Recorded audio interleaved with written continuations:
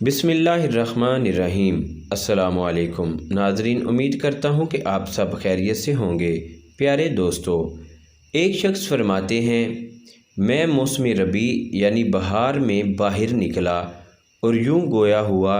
یا اللہ درود بھیج اپنے حبیب صلی اللہ علیہ وآلہ وسلم پر درختوں کے پتوں کے برابر، یا اللہ درود بھیج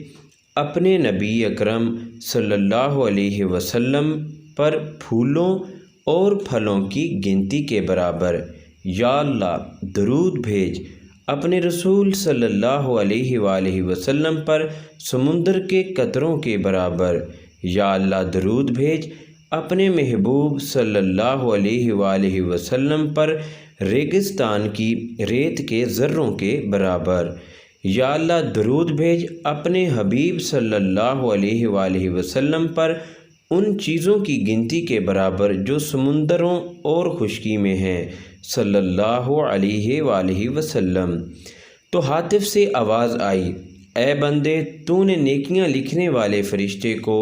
قیامت تک تھکا دیا ہے، تو رب کریم کی بارگاہ سے جنت عدن کا حقدار ہوا، اور وہ بہت اچھا گھر ہے۔ صلی اللہ علی حبیبہ محمد وآلہ واصحابہ وبارک وسلم۔ میری آخر میں پھر تمام دوستوں سے گزارش ہے کہ کم از کم رات سونے سے پہلے یا دن بھر میں 1000 مرتبہ درود پاک لازمی نبی مکرم صلی اللہ علیہ وآلہ وسلم کی بارگاہ اقدس میں پیش کریں۔